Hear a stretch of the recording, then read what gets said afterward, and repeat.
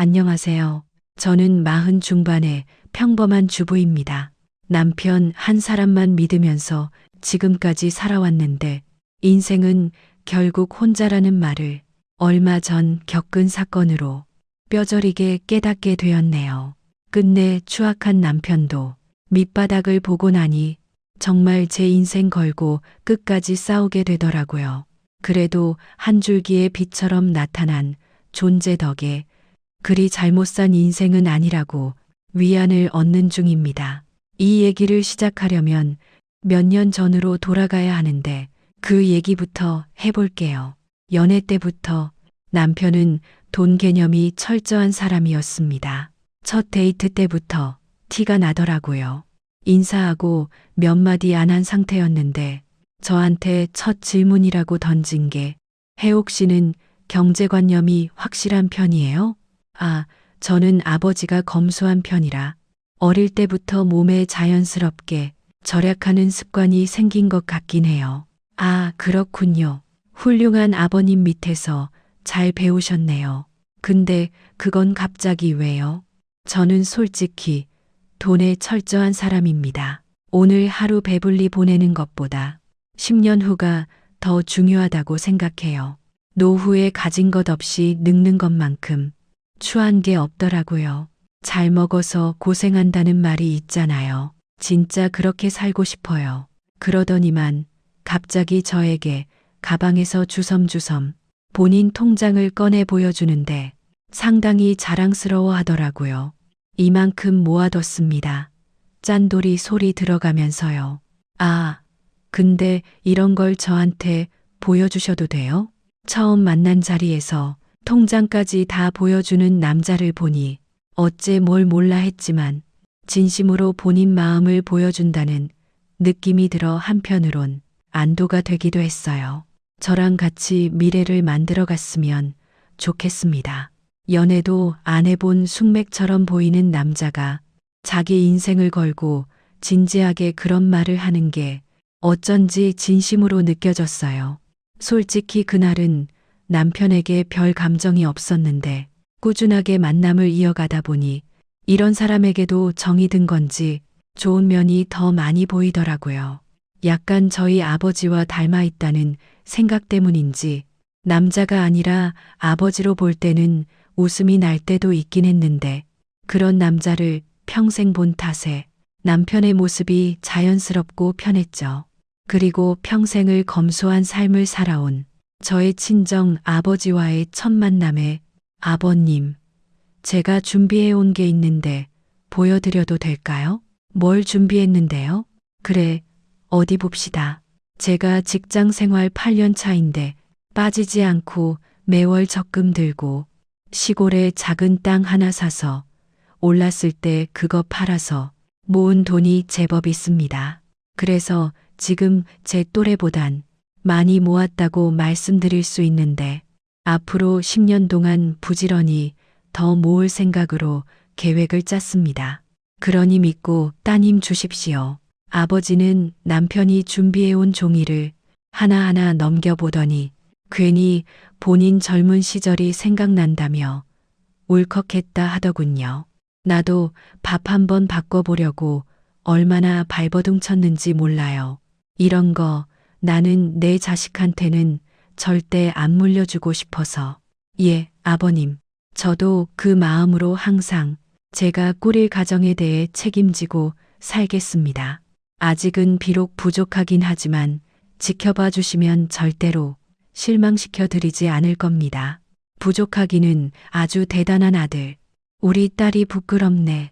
자네 열심히 산 것에 비해선 우리 딸은 편하게 지낸 편이라고.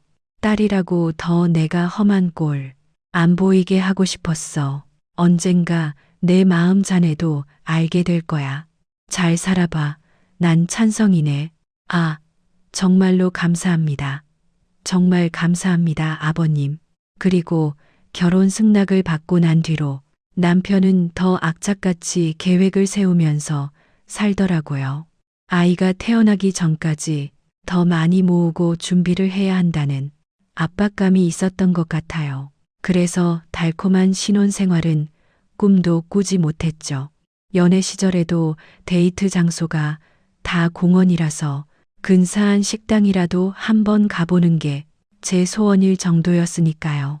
내가 편의점에서 도시락 사서 쏘는 이거 봐.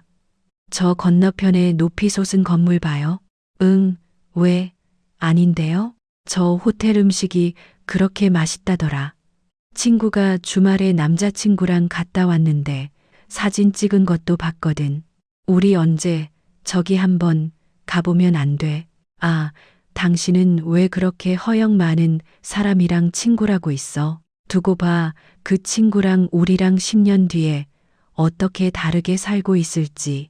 그런 거 생각하면 막 가슴이 뛰지 않아? 그래도 좀 연애 때만 할 수 있는 게 있잖아요. 그때도 우리 연인처럼 지내면 될 수 있어. 내가 그때 당신한테 최고급으로 다 사줄게. 약속. 때로 남편의 10년 후 타령이 숨이 막히기도 했죠. 그리고 결혼을 한 뒤에도 남편은 모든 걸 공유하고 다 말해야만 직성이 풀렸는데 특히 지출을 정말 깐깐하게 확인을 했죠. 내가 모르는 지출이 여기 있던데 4월 20일 11시에. 그러게 뭐 샀지? 갑자기 생각하려니까 나도 생각이 안 나네. 그런 소비는 당신도 그냥 기분에 취해 쓴 거라니까. 아무래도 이제부터라도 가계부 써서 나한테 공유하는 게 좋겠다. 2주 단위로 써서 줘. 아니, 일주일 단위로 써서 줘. 아, 가계부? 당신한테 이미 문자로 알린 건데, 알린 게 중요한 게 아니라, 그거만 당신이 지출 분석을 하고 파악해서 어디에서 줄이면 좋을지를 생각하는 게 더 중요하다니까. 나한테 보고하라고 보낸 게 아니야. 나는 솔직히 말하고 허락받고 가는 것도 좀 그래. 내 마음대로 뭐 하나 사지도 못하고 매번 눈치 보이고 습관을 만들어야지 하루아침에 되는 일 아니라니까. 아, 알았어. 그냥 가계부 쓰면 되잖아. 그렇게 저는 남편 때문에 하루에 매일 얼마를 쓰고 사는지 깨닫고 또 반성하고 그런 하루를 반복했어요.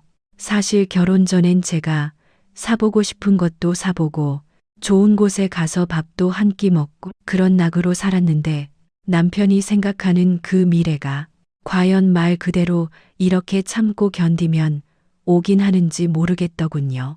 그리고 우리가 결혼하고 2년 뒤쯤 저희 남동생의 결혼 소식을 들고 왔죠. 올케가 생긴다고 생각하니 저도 내심 떨리더라고요. 그래도 저희 친정 분위기는 어렵지는 않아서 서로 의지하며 잘 지내면 좋겠다고 생각했어요. 그리고 처음 올케를 만난 자리에 갔을 때 올케는 침착하면서도 본인 이야기를 조리 있게 잘하는 모습에 같은 여자지만 좋은 느낌을 받았던 것 같아요. 남편과 저희 동생이 잠시 자리를 비운 사이 둘이 있을 때 물어보지 못한 말을 올케에게 물어봤죠. 그래도 우리 부모님이 까다롭고 어려운 분은 아니에요. 내가 몰라서 그렇게 얘기한다고 생각할 수도 있겠지만 나도 할 줄 아는 거 없이 시집 가서 올케가 서툴러도 큰 탈 없이 잘 지낼 거예요. 아, 동준이한테 좀 들었는데 요리를 그렇게 잘하고 좋아한다면서요? 아, 저희 엄마가 식당을 하셔서 좀 하는 편이긴 해요. 와, 그럼 나도 올케한테 좀 배워야겠네요. 난 아직도 요리 초보거든요. 요리를 너무 어려운 것 같아요. 각자 잘하는 게 다 다르니까요. 그럼 형님, 제가 간간히 알려드릴게요. 반찬도 같이 나눠 갖고 그래요. 생각만 해도 너무 좋네. 비록 내가 시집 들어가는 신인이지만 우리 잘 지내봐요. 나도 많이 도와줄게요. 그렇게 저는 올케와 첫 만남을 가졌고 앞으로 집에서도 자주 만나자고 이야기를 했어요. 그 이후로 둘이서 따로 몇 번 본 적도 있었는데 그런 만남이 자주 되니 급속도로 가까워지게 되었죠. 아무리 저희 집에서 편하게 해준다 해도 평생을 다른 집안에서 살다가 오면 이해가 안 되는 부분이 있기 마련인데 올케는 저에게 참 사근사근 잘했어요. 그래서 저도 돌아가신 친정 엄마 대신 올케를 며느리처럼 잘 챙겨줬어요. 그러니 올케 또한 집에 힘든 이야기도 잘 터놓고 하더라고요. 저도 안 어디서 말 못할 이야기들을 올케에게 잘했는데 가까운 친구에게 말하는 것보다 더 낫더라고요. 그리고 올케는 무언가를 할 때마다 꼭 제 몫까지 챙겨주었는데 그런 올케에게 고마운 마음에 많이 가까워진 것 같아요. 그런데 얼마 뒤 남편하고 저녁을 먹고 있는데 여보, 간도 딱 맞고 너무 맛있지. 이것도 올케가 가져다 줬어? 뭐, 오늘도 갔다 왔어? 요새 자주 놀러 오는 것 같은데. 아, 갑자기 왜 새삼스럽게 그래? 당신, 앞으로 전화하고 좀 하고, 되도록이면 자주 연락 안 했으면 좋겠어. 아니다. 그냥 연락하지 마. 아, 그게 무슨 말이야? 동준이한테 무슨 일이라도 있어? 응, 처남 일이지. 무슨 일이 있다고 못 들었는데. 내가 들은 게 있는데, 처남하고 둘이 하겠다고 했던 그 사업, 그거 쫄딱 망하기 바로 직전이야. 아니, 망했다고 해도 무방하다. 나도 아는 사람한테 들었는데, 지금 아무한테도 말 안 하고 있어. 그러니 더더욱 당신한테는 당연히 그런 말 못하고 있지. 근데 올케도 그런 내색은 전혀 안 하던데 당신이 뭐 잘못 들은 거 아니야? 사업 망하게 일보 직전인 사람 얼굴이 아닌데. 아니야, 내 소식통이 맞다니까. 당신 서운하게 될 일 수도 있겠지만 처남하고 일부러 우리한테 돈 빌려달라고 저러는 거일 수도 있어. 그러니까 자주 만나지 마. 친하게 지내면 지낼수록 서로 거절하기만 힘들어진다니까. 아, 그렇지만 우리가 여유롭잖아. 나도 형제끼리 좀 힘들 때 도와주고 그러면 안 돼? 사업이라는 게 원래 그렇잖아. 힘들다가도 또 괜찮아지고 그러잖아. 내가 처남이 사업한다고 할 때 죽어도 하지 말라고 말린 사람 중 하나야. 그런데도 처남이 저렇게 잘 다니는 회사 나와서 어디에 홀려서 시작한 거 아니야. 1년도 못 넘기고 바로 위기 온 거 아냐. 나는 가족이랑 절대 돈 거래 안 하는 사람이야. 당신 서운할지 몰라도 멀리 지내. 아, 살 사람은 살아야 될 거 아니야. 듣자 하니 좀 그러네. 동준이 지금 당장 우리한테 돈 빌려달라고 하는 것도 없잖아. 왜 말도 안 했는데 앞서 그렇게 생각해? 올케네처럼 다 잘 챙겨주는 사람들이 또 어디 있다고. 내가 미안해서라도 그렇게는 못하지. 그렇게 잘 받아먹고 사업 어렵다고 하니까 얼른 끊어. 그래, 끊어. 꼭 끊으라고 난 분명히 말했어. 불같이 성을 내는 남편에게 더 이상 말해봤자 싸움만 커질 뿐이었어요. 그리고 동생 내외가 걱정은 됐지만 아직은 벌어지지 않은 일이니 저도 가만히 지켜보고 있었죠. 솔직히 말하면 새가족이고 피부티다 보니 도와주고 싶은 마음이 굴뚝 같긴 했어요. 만약 우리가 힘들 때 가족들이 피한다고 생각하면 얼마나 서럽고 서운할까 하는 생각이 들었거든요. 그때는 제가 돈을 벌지 않는 입장이니 남편에게 도움을 청할 수밖에 없었는데 남편은 우리가 한 대폭 도와서 되는 게 아니라며 본인은 가족하고 단 1원도 돈 거래를 안 한다고 입장을 고수했죠. 심지어는 본인 가족들하고도 돈 거래는 안 한다며 돈을 빌려주거나 도와주면 돌려받지 못한다고 그 돈을 어떻게 모았는데 겁도 없이 불쑥 주냐고 하더라고요. 이럴 땐 내 앞으로 된 재산 한 푼 없는 게 너무 서러웠어요. 그 후로도 저는 동생과 올케 눈치를 살폈는데 전혀 힘든 내색을 하지 않았어요. 동생 성격이 워낙 외유내강이라 힘든 일이 있어도 충분히 잘 넘길 수 있을 거라 생각을 했죠. 그래서 저도 남편의 한마디 때문에 여태 동생 내 부부에게 고맙게 받아온 걸 단칼에 무시할 수 없어 남편에게는 숨기고 예전처럼 잘 만나면서 지내고 있었어요. 우리 식구에게 이렇게 표독하게 구는 걸 보니 저도 남편한테 좀 정이 떨어지더라고요. 말로는 자기 식구들한테도 똑같이 할 거라고 하는데 어디 한번 두고 보자 했네요. 대체 이게 뭐 그렇게 공평하고 잘 사는 거라고. 저도 점점 남편의 가치관이 싫어지더라고요. 그리고 결국 제가 먼저 동생을 찾아가 이야기를 꺼냈어요. 이런 힘든 일을 겪고 있는 걸 알면서도 모른 척하고 지내는 게 누나로서도 마음이 안 좋았거든요. 동준아, 옳게 나한테 숨기지 말고 지금 상황이 어떤지 말 좀 해줘. 꽤 어렵다는 이야기 들었는데 사실이야? 아, 벌써 누나 귀까지 들어갔구나. 그래, 매영이 말하더라. 왜, 많이 힘든 거야? 사실 일어설 방법이 없기는 한데, 그래서 이번 건 접어야 할 것 같아. 그래도 조금만 보완하면 될 것 같아. 이 사람하고도 이 기회로 많이 배웠어. 얻은 것만큼 잃었다고 생각하고 있어. 너무 걱정 마, 누나. 괜찮아. 옳게도 괜찮은 거야. 그럼 이제 어떡하려고? 네, 형님. 괜찮아요. 우선 집이랑 저 결혼하기 전에 사둔 오피스텔은 다 처분하기로 했어요. 공장 터도 넘기고 저희 부모님한테도 도움 좀 요청하려고요.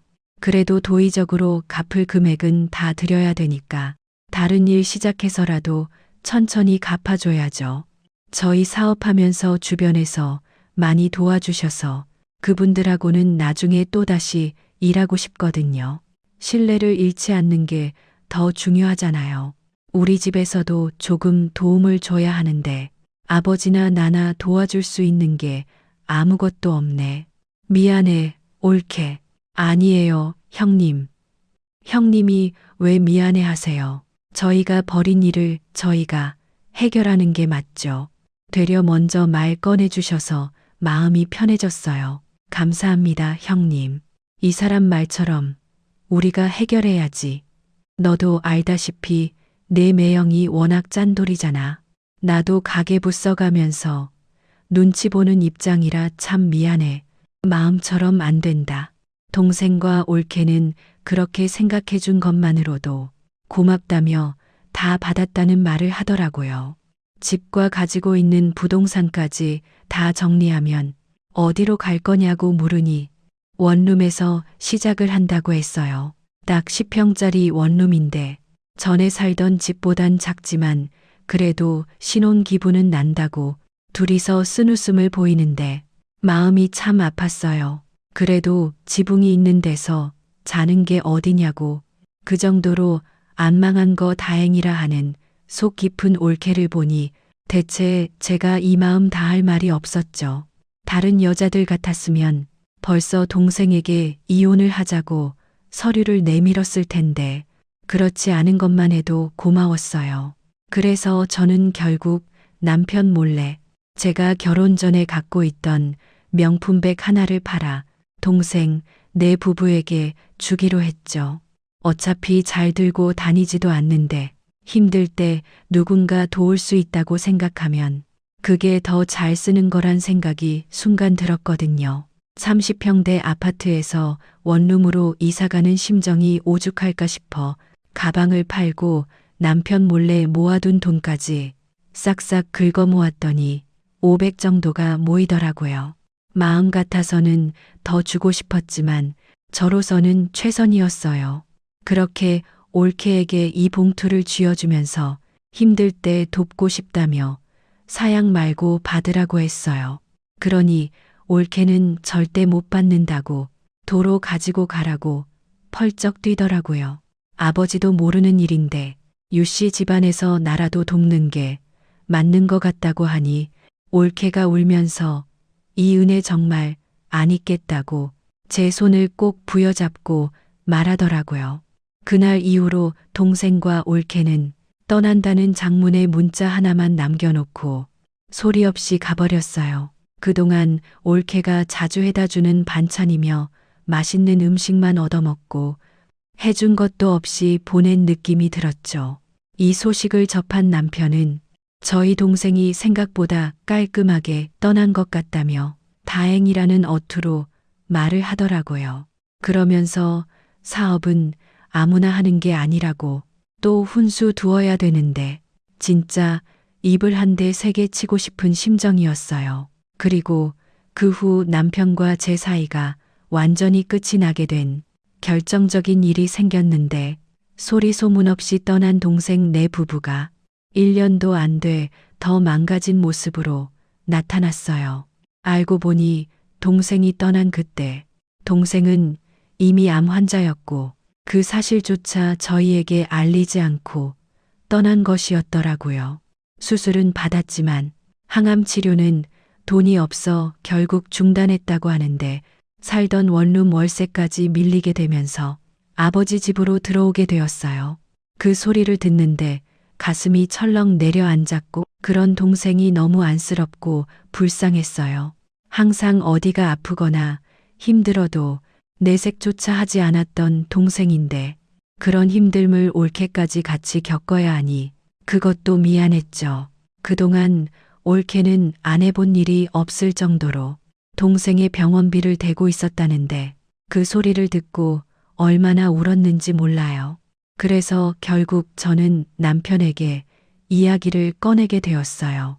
많이는 아니더라도 몸이 좋지 않아 또 입원한 동생의 입원비라도 우리가 내주면 안 되겠냐고요. 그러니 남편이 하는 소리가 인터넷으로 음료수 시켜줄 테니까 그거나 가지고 가. 갑자기 그게 무슨 생뚱맞은 이야기야? 지금 병원비 얘기하고 있는데 웬 음료수 얘기를 하고 있어? 병원에서 음료수 사면 얼마나 비싼 줄 알아? 내가 처남 생각해 주는 건 딱 그 음료수가 다야. 병원비는 안 돼. 왜 지금 동준이가 입원했다는데 그 소리가 나와? 들어보니까 그렇게 심각해서 간 것도 아니라며. 아, 그런 병원비가 얼마나 나오겠어. 그 정도는 처남 부부가 알아서 할 수 있잖아. 아, 참나, 갑자기 손을 벌리고 있네. 정말. 뭐라고? 참, 당신 머릿속에서 하는 생각이 맨날 그놈의 돈. 지겹다, 진짜. 내가 내 동생 병원비 하나도 못 내줘. 나 당신에게 내가 이것밖에 안 돼? 6년 동안 살면서 나한테 남은 게 뭐야? 그럼 당신이 뼈 빠지게 일해서 돈을 모으던가. 누가 도와줬는데 당신이 벌어온 돈 내가 다 집안 살림에서 아끼고 아껴서 모아준 거 아냐. 제가 맞는 말만 하니 남편도 할 말이 없었는지 벌떡 일어나더니 갑자기 큰 소리를 치며 자기 말대로 하라고 난리를 치기 시작했어요.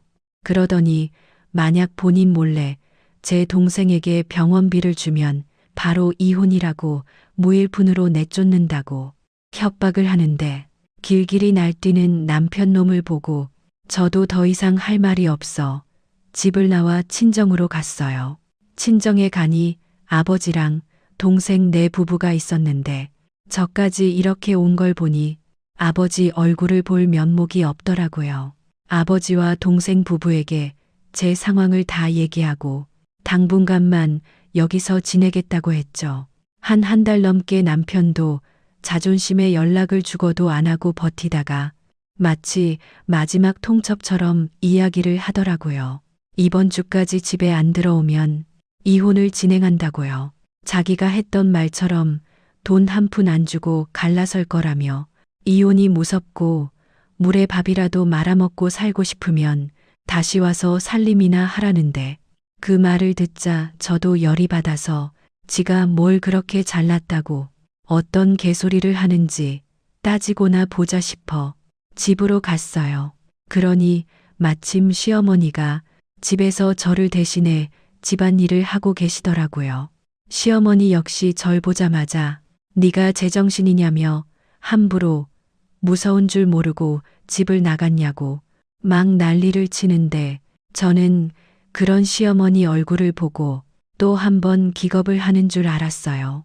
얼굴 곳곳이 붕대로 감겨 있고 시퍼런 자국까지 있는데 딱 봐도 성형수술을 하신 것 같았죠.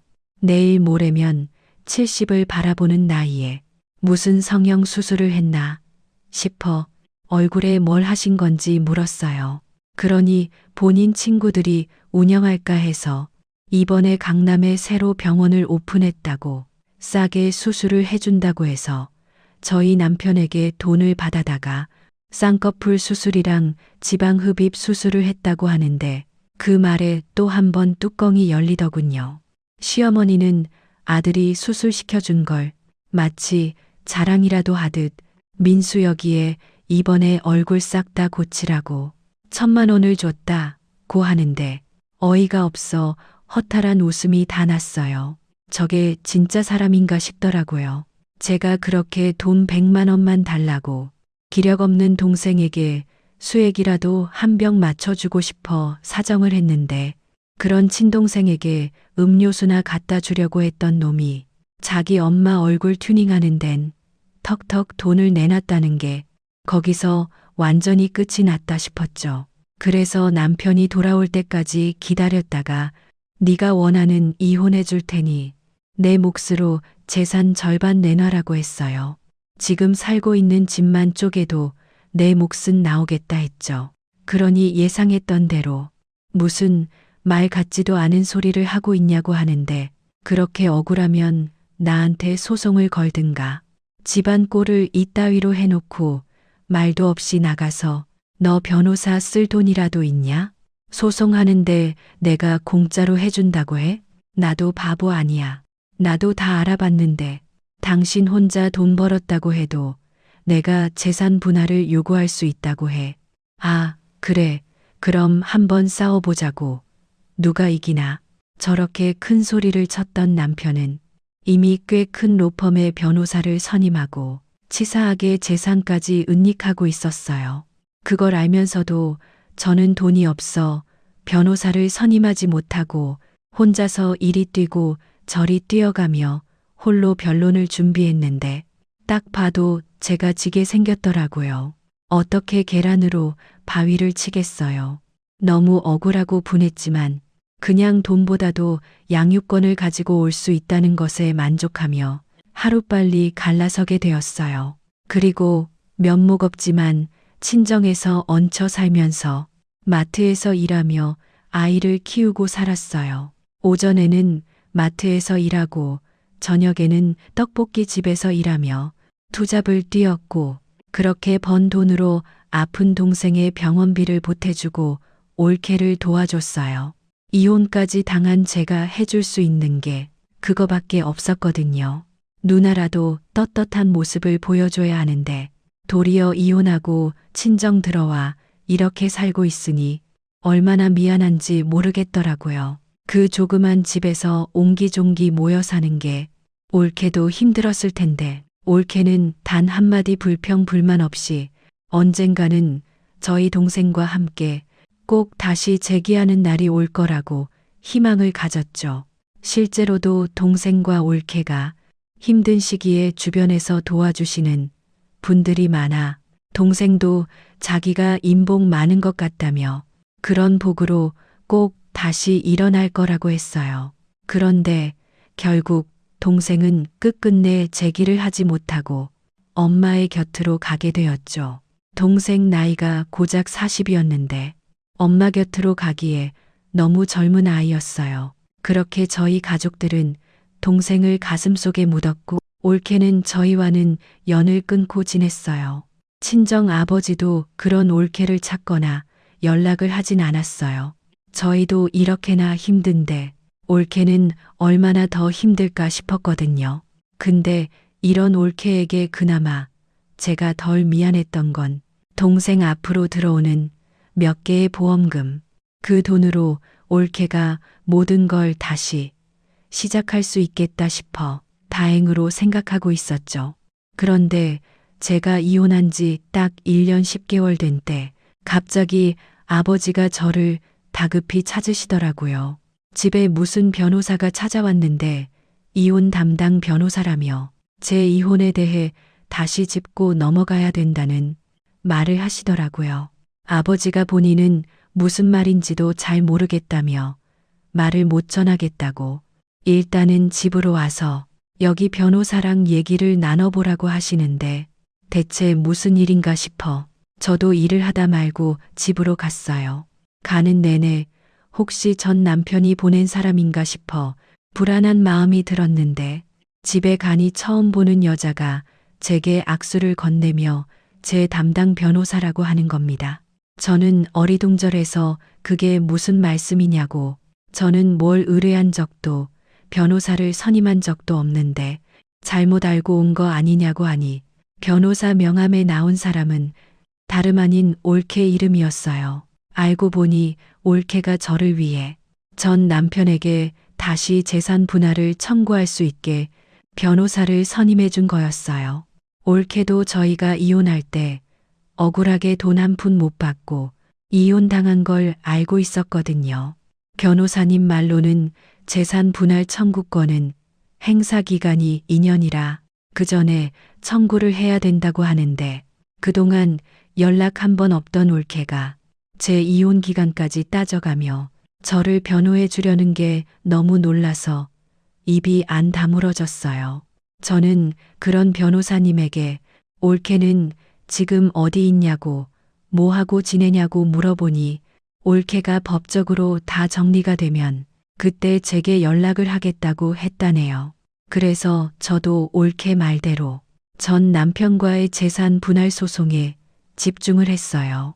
그 인간이 의도적으로 숨겨놓은 재산의 절반을 싹 다 가지고 올 참이었거든요.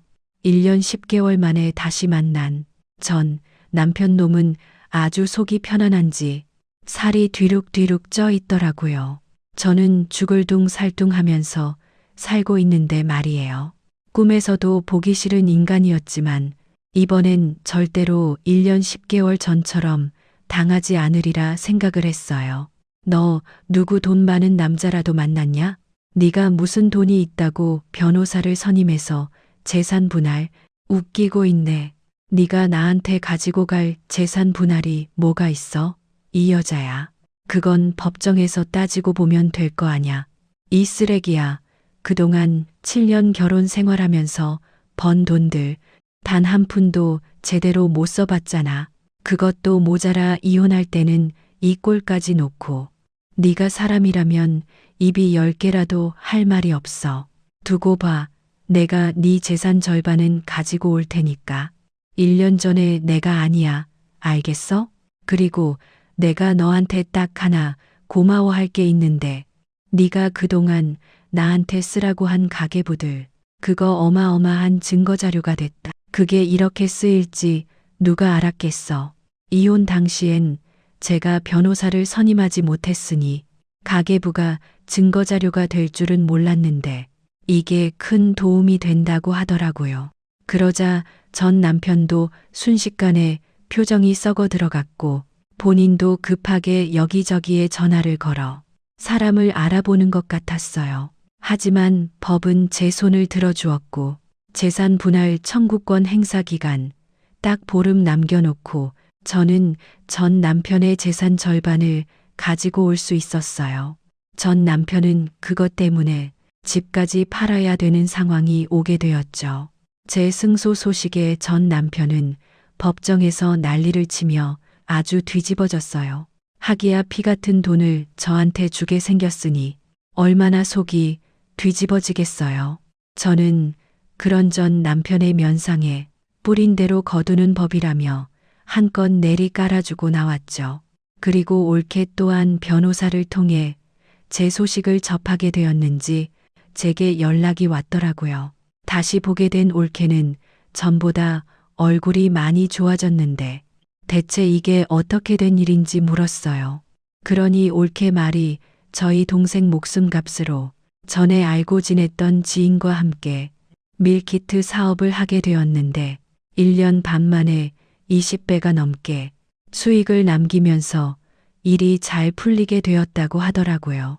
그래서 제일 먼저 저를 돕고 싶어 했다는데 그 말에 저와 올케나 동시에 눈물이 터져 나왔어요. 분명 모든 걸 해낼 줄 알았던 올케가 잘 됐다는 소식에 먼저 간 동생 생각까지 나면서 너무 기뻤어요. 올케 말이 형님도 전 남편이 미운 일밖에 없었겠지만요. 저도 그 인간이 너무 미웠어요. 저희 남편 아플 때 찾아와서 했던 말 때문에 제가 아주 이를 갈면서 살았거든요. 자기 처남이 크게 힘들어하는데 그런 처남한테 하는 말이 어차피 빨리 갈 거면 여러 사람 힘들게 하지 말고 가라고 그 입으로 얘기를 하더라고요. 그게 그 사람한테 사형 선고나 다름없죠. 어떻게 아픈 사람 앞에서 그딴 소리를 할 수 있겠냐고요. 저는 그때부터 그 인간, 내가 어떻게든 망하게 한다, 망하게 한다, 다짐했어요. 그래서 미친 듯이 돈 벌었고요. 아니, 그 인간이 동준이한테 그딴 소리를 했었다고? 저는 몰랐던 사실인데 그런 일이 있었다고 말을 하더라고요. 그 말이 떠오르는데 온몸에 소름이 돋기 시작했어요. 그게 악마가 할 소리지 뭐가 악마겠어요. 저 때문에 제가 그딴 인간이랑 만나 동생과 올케까지 상처를 줬구나 싶고 자책스럽기만 했죠. 하지만 올케는 되려 저 때문에 더 열심히 살았다며 제가 원동력이 되었다고 하더라고요. 동준 씨랑 저 힘들 때 형님이 주시는 돈으로 살아났어요. 그때 얼마나 감사했는지 제가 형님 덕에 버텼어요. 모르겠다. 난 항상 올케한테 미안할 따름이었지. 아니에요, 형님. 제가 이렇게 형님을 도울 수 있어서 얼마나 다행인지 몰라요. 아, 그리고 이거 받으세요. 그러면서 제게 웬 집키를 하나 손에 쥐어주는데 이게 뭐냐고 하니 전 남편이 지금 살고 있는 집이라고 하는 겁니다. 알고 보니 전 남편이 저에게 줄 재산 때문에 집을 어쩔 수 없이 팔게 되었는데 그 집을 올케가 매매를 했다고 하더라고요. 저는 그 말에 더 깜짝 놀라 펄쩍 뛰었어요. 본인이 마지막으로 제 전 남편에게 하는 복수라고요. 저는 그런 올케 말에 바닥까지 주저앉아 오열을 했어요. 그리고 전 남편이 그 집을 나가는 날 올케와 함께 그 집에 갔죠. 전 남편은 저와 올케 등장에 어리둥절하네요. 누구냐? 너는 왜 여기 나타난 거냐? 소리를 치는데 저는 그런 전 남편의 얼굴에 부동산 계약서를 있는 힘껏 집어던지며 이 집 내 집이니까 빨리 집 빼라 고했어요. 당신이 그동안 나한테 했던 말들, 동준이한테 했던 말들이 이제 부메랑처럼 되돌아가서 똑같이 고통을 겪게 될 거라고 지금부터 시작이라고 말했네요. 그러니 전 남편과 옆에서 이사를 돕던 시어머니까지 주저앉으며 허탈하게 저를 쳐다보는데 저는 그런 두 인간의 발을 지려 밟고 아주 당당히 제 집으로 들어갔어요. 이렇게 덕분에 저까지 통쾌한 복수를 하게 됐고 그 인간과 함께했던 세월들이 한 번에 날아가는 것 같았죠. 그 후 저는 올케가 하는 밀키트 공장에서 일을 할 수 있었고 대표님과 직원으로서 올케 그리고 때론 언니와 동생으로 지내게 되었어요. 저도 올케가 저를 도와준 부분에 대해선 평생 갚는다는 마음으로 살 거고 먼저 떠난 동생 대신에 죽는 날까지 올케를 도와줄 생각을 하고 있습니다. 그리고 얼마 전엔 전 남편 소식을 아는 사람한테 듣게 되었는데 전 남편이 회사 협력업체한테 뇌물을 받아 퇴직까지 할 판이 되었다고 하더라고요. 이런 일은 재취업도 어렵다고 하는데 그 인간 불행은 지금부터 시작인 모양 같았습니다. 저도 그 인간한테 복수하는 일은 보란 듯이 잘 살고 아이 잘 키우는 일이라 생각합니다. 그리고 한 달이라도 아이 양육비 밀리면 바로 법원에 신고하려고 벼르고 있답니다.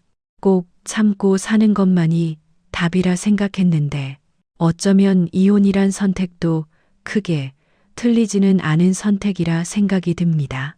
여러분도 도움과 사람의 무게를 따질 일이 생긴다면 한 번쯤 제 얘기를 듣고 잘 생각해 주셨으면 합니다. 저의 긴 얘기 들어주셔서 감사합니다.